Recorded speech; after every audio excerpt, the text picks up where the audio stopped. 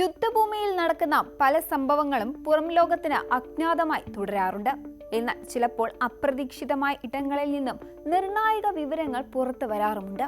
ഇന്ത്യയുടെ രഹസ്യ സൈനിക ഓപ്പറേഷനായിട്ടുള്ള സിന്ദൂർ സമയത്ത് പാകിസ്ഥാൻ വ്യോമസേനയ്ക്കുണ്ടായ കനത്ത നഷ്ടങ്ങളെക്കുറിച്ചുള്ള ഒരു വെളിപ്പെടുത്തൽ ഒരു ബ്രിട്ടീഷ് കമ്പനിയുടെ വെബ്സൈറ്റിലെ ഒരു ചെറിയ അപ്ഡേറ്റിലൂടെയാണ് ലോകമറിഞ്ഞത്.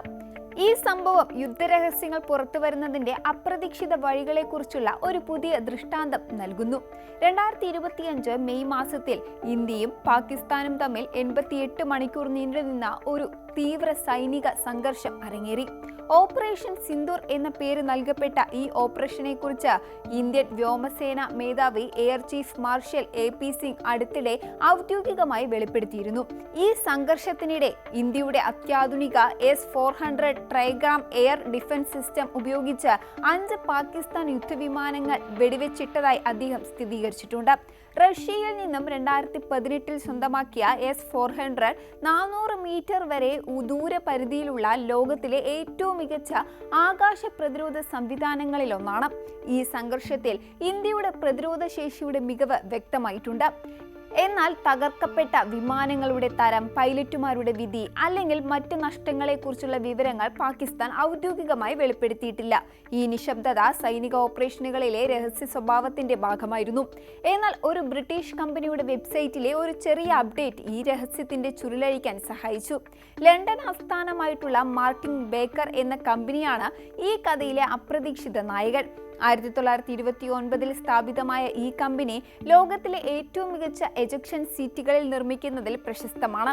യുദ്ധവിമാനങ്ങളിൽ പൈലറ്റുമാരുടെ ജീവൻ രക്ഷിക്കാൻ രൂപകൽപ്പന ചെയ്ത ഈ സീറ്റുകൾ അടിയന്തര സാഹചര്യങ്ങളിൽ പൈലറ്റിനെ വിമാനത്തിൽ നിന്നും സുരക്ഷിതമായി പുറത്തെത്തിക്കുന്നു.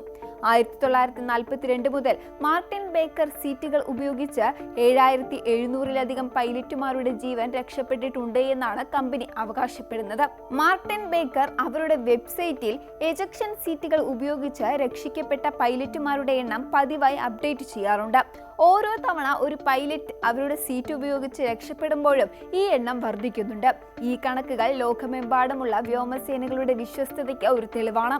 എന്നാൽ 2025 മെയ് മാസത്തിലെ ഒരു അപ്ഡേറ്റ് ഓപ്പറേഷൻ സിന്ദൂറിന്റെ രഹസ്യങ്ങൾ വെളിപ്പെടുത്തുന്നതിന് കാരണമായി.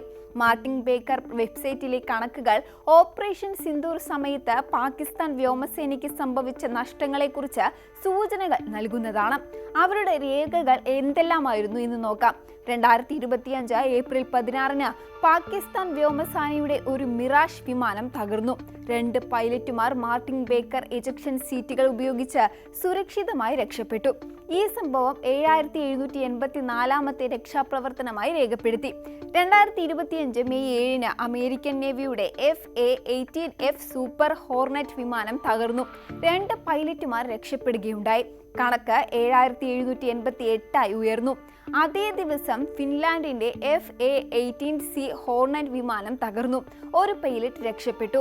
കണക്ക് 7789 എന്നാൽ 7784-നും 7888-നും ഇടയിലുള്ള 7885, 7786, 7787 എന്നീ കണക്കുകൾ ഒരു സംഭവമായും രേഖപ്പെടുത്തിയിട്ടില്ല.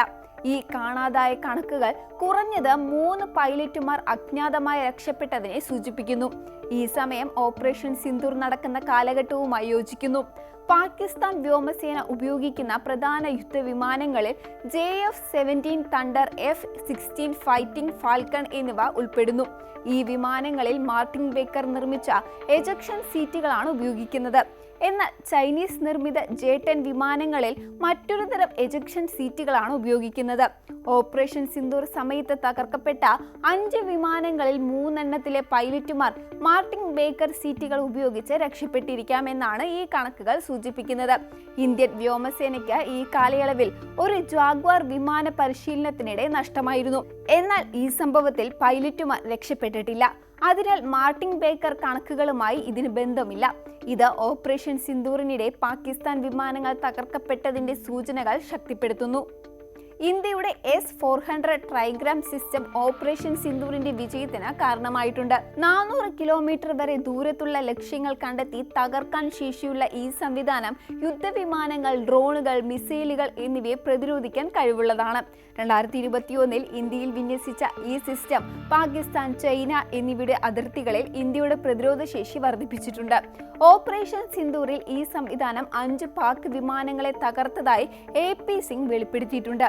ഇത് ഇന്ത്യയുടെ വ്യോമ പ്രതിരോധത്തിന്റെ ശക്തി വ്യക്തമാക്കുന്നു.